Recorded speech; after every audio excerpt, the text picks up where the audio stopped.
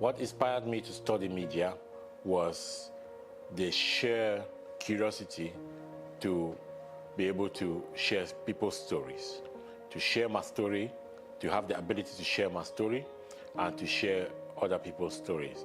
There are quite a lot of stories that are not being shared in most of the media, but I found that there were a lot of stories within my community which needed to be heard, and those stories, for them to be heard, I had to get into understanding how the media works. That is why I got into the media. Originally, I decided to study media back when I was in high school, and I wanted to do photography at the time. I decided to take on a part-time college course within this college, and then I ended up doing photography. Didn't enjoy it that much, but I enjoyed video editing, which is what I do now.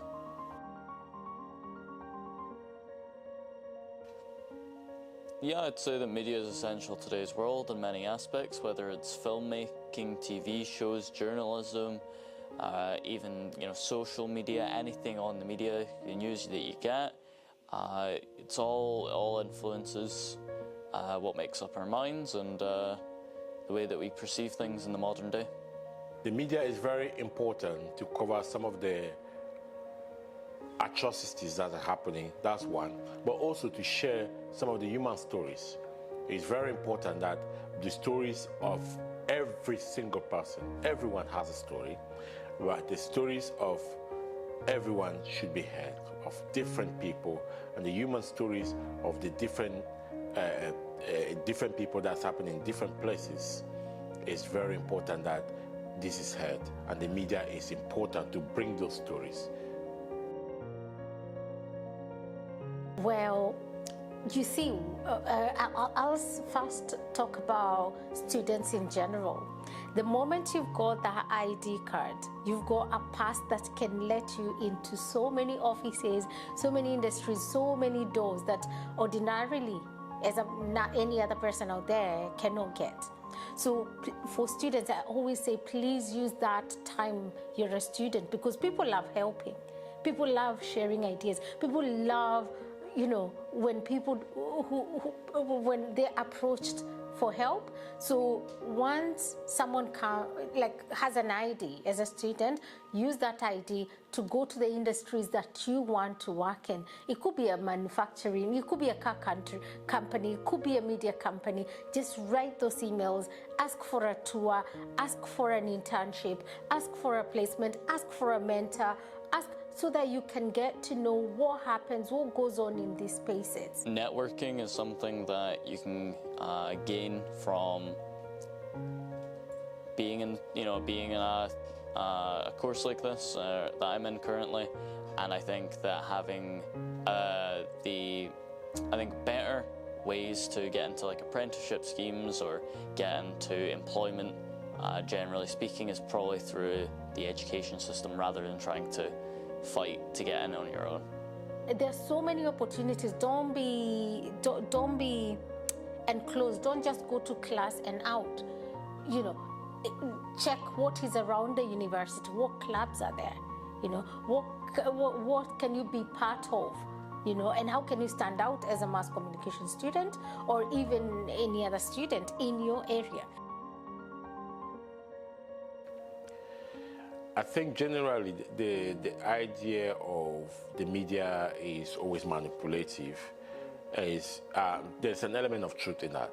The media is very, the media can be manipulative, but there are the good side of it. There are good journalists and good people in the media who want to tell human stories, who want to talk about the things that are affecting people, the things that people are experiencing, and they want to talk about people's journey, history, stories, all of that. That is fine. But there are also some section of the media, where a small section, I have to emphasize, small section of the media that tend to manipulate people, and that is not very good, making people to hate each other, creating grounds for tension, for protests, for for all sort of evil, which is not good. So my involvement in the media has made me to understand that it could be a powerful tool for change, but it can also be a very powerful tool for destruction. So a lot of people, when I say that I do media, just immediately assume that I do, immediately think that I'm just solely going into social media or want to be some sort of like influencer or whatever else when they hear the word media, instead of the variety of things that are in it, including social media. However, you know, there is, of course, you know, TV productions, journalism, screenwriting. You've got, you know, bunch of different things, whether it be music or just, you know, there's a lot of things that are within media, and I think that's a massive misconception.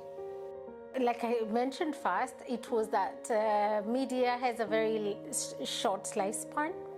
That you get into media, you've got your 5 years. If you expire in 5 years, that's you. Majority of the people expire in 5 years, and people forget that.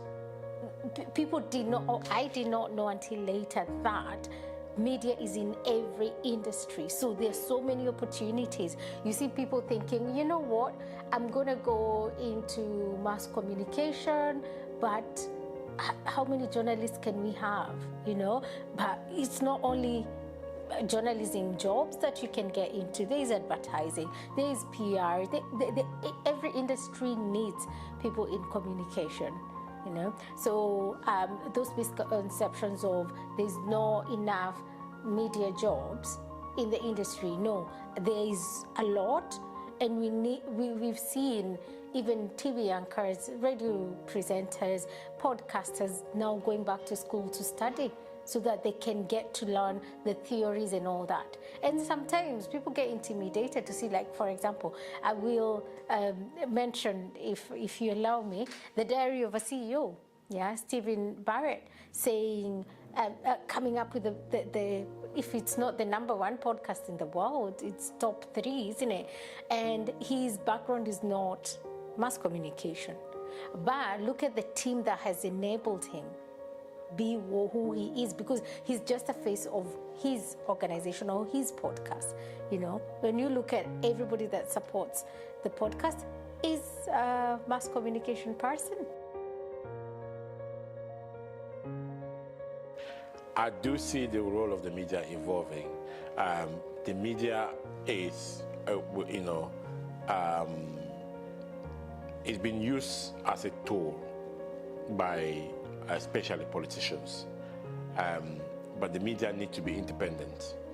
So there is a growing, you know, movement for that independence of the media. So the role of the media will change slightly, because if care is not taken, the mainstream media will find it really challenging, especially those national broadcasters. They'll find it very difficult to be able to keep up, because they are restricted to what they can do. So independent media will emerge as the voice of the people. So that's how it can change, you know, that official media, like big media organizations like the BBC, will not be able to play that role as a global, reputable broadcaster if care is not taken, because you know, because of the way the politics is played with national broadcasters as such. So the independent broadcasters will emerge as the only voice for the people. Wow, I am excited for the future. Last year, I thought, you know what, mainstream media is gonna die. And it's because of AI, it's because of social media. But I think I have changed my mind, and I think we are gonna get more excitement, because live events, live broadcasting, checking of or verifying information has become very, very easy right now. And I'm gonna go back and check what politicians. I mean, I'm gonna use that example. You see politicians saying one thing, like way back. Then they come say something else. And then people are quick to identify that and put those two things side by side, you know. So media is a very, very good reflection of what people knew and what people know. Right now, I think it is also helping people make so many decisions on so many things, because there's a lot of information because of the internet, but it's again the social media, AI that comes back and helps you verify those things. Then different careers. Right now, every industry is using media, and directly. It's not like the way they used to just have agencies, and then there's an agency that does maybe their media work, their PR work. Right now, they've got both external agencies and internal agencies. So there's a lot of excitement I have. And maybe to also mention, in activism, we've seen, we didn't know much about the post office scandal, and other scandals like the COVID, NHS scandal, until now people in media decided, the best way to create an impact is to make a film out of it. And so advocacy has moved into another level, and it's very, very exciting to see where media in the future is going to be. And also, people who've not gone to school to study mass communication and being so innovative and being so upfront, with podcasts and all that. So the people have more platforms to speak their mind, to share their ideas, to share their skills. So I'm very excited for what this space of media has, considering AI, new innovations. Right now we've got amazing cameras, softwares, technologies, and it's exciting. So my advice to students is use your ID to knock those doors in where you want to be, to stand out, try standouts, try see how can people actually know I'm a mass communication student without actually telling them that.